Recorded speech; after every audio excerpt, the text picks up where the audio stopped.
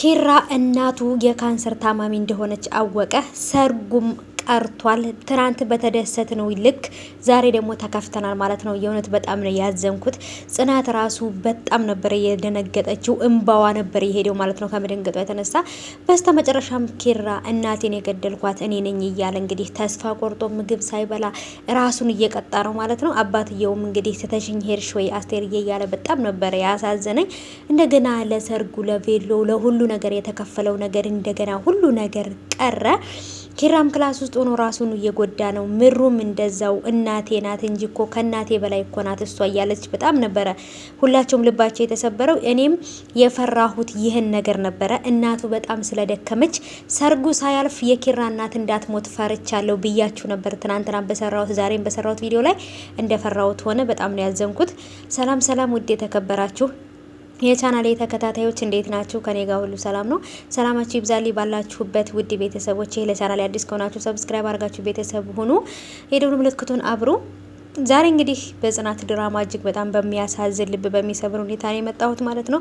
ትናንትናም በሰራሁላችሁ ቪዲዮ ላይ አዳምጣችሁት ከሆነ ሰርጉ ሳያልፍ የኪራ እናት እንዳትሞት ፈርቻለሁ ብያችሁ ነበር። ምክንያቱም እናቱ በጣም ደክማ ስለነበረ፣ በዛም እሱ በጣም ተቆጥቶ በጣም ተናዶ ጽናትን በጥፊ ሲመታት ነበር። እንግዲህ እዛው በወደቀችበት እናቲቱ የቀረችው ማለት ነው።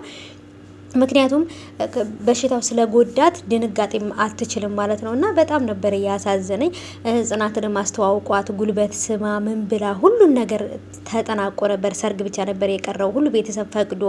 አሁን በመስተመጨረሻ ግን የኪራን እናት አተናታል፣ ወይንም ደግሞ እንግዲህ ሙታለች ማለት ነው።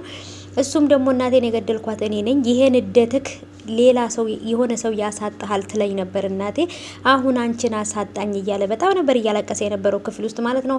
እናቲቱም ደግሞ እቅፍ አድርጋው ናቀፈኝ ብላ የሆነ ነገር ስታወራው በጣም የጠረጠረው ነገር ነበረ።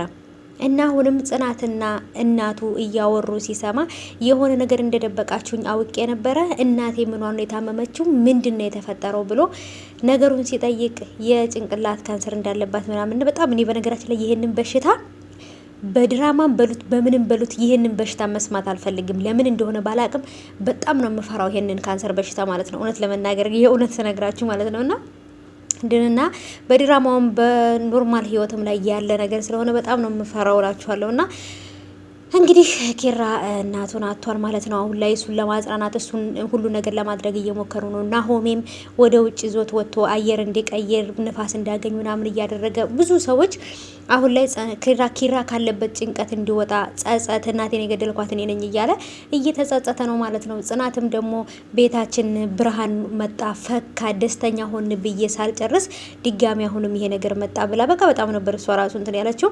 እንግዲህ ከዚህ በኋላ አባትየውን ደስተኛ አድርገው መያዝ አለባቸው። የኪራም አባቱን ቤት ውስጥ አድርጎ አብሮ ከሱ ጋር ማኖር አለበት። በጣም ነው ያሳዘነኝ ኪራ ከምላችሁ በላይ ማለት ነው።